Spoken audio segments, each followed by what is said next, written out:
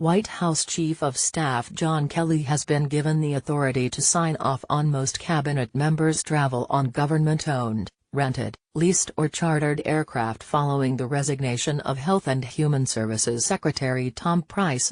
Kelly's new responsibility was laid out in a memo Friday night by White House Budget Director Mick Mulvaney. The new protocol exempts those required to fly on government planes for security reasons, like the Secretary of Defense and Secretary of State. "We are public servants," Mulvaney wrote in the memo. "Every penny we spend comes from the taxpayer. We thus owe it to the taxpayer to work as hard managing that money wisely as the taxpayer must do to earn it in the first place." Price resigned earlier Friday amid criticism over his repeated use of private planes to travel to official engagements.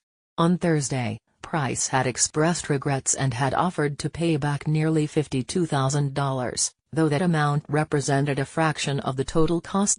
Price had defended himself by saying that his itineraries had been approved by HHS and legal officials. In his memo, Mulvaney said that just because something is legal doesn't make it right. With few exceptions, Mulvaney added, the commercial air system used by millions of Americans every day is appropriate, even for very senior officials. The Price flap has prompted scrutiny of other cabinet members' travel, as the House Oversight and Government Reform Committee launched a government-wide investigation of top political appointees. Other department heads have been scrambling to explain their own travel. Interior Secretary Ryan Zink faced scrutiny over 3 charter flights while in office, including a $12,375 late-night trip from Las Vegas to his home state of Montana in June.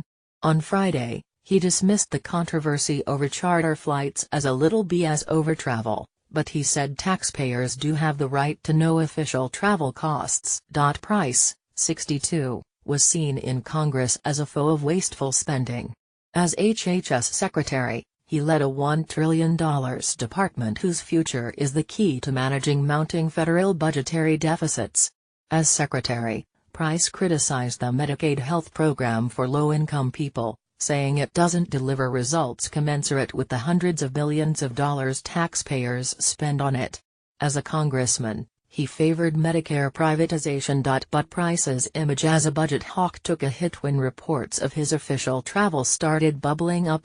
Price used private charter flights on 10 trips with multiple segments, when in many cases cheaper commercial flights were available. His charter travel was first reported by Politico.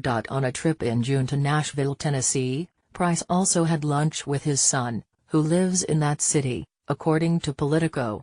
Another trip was from Dulles International Airport in the Washington suburbs to Philadelphia International Airport, a distance of 135 miles. The reports triggered a review by the HHS Inspector General's office, which is looking into whether Price's travel violated federal travel regulations. Those rules generally require officials to minimize costs. The controversy over Price was a catalyst for Congress launching a bipartisan probe of travel by political appointees across the administration. The House Oversight Committee has requested travel records from the White House and 24 federal departments and agencies. The Associated Press contributed to this report.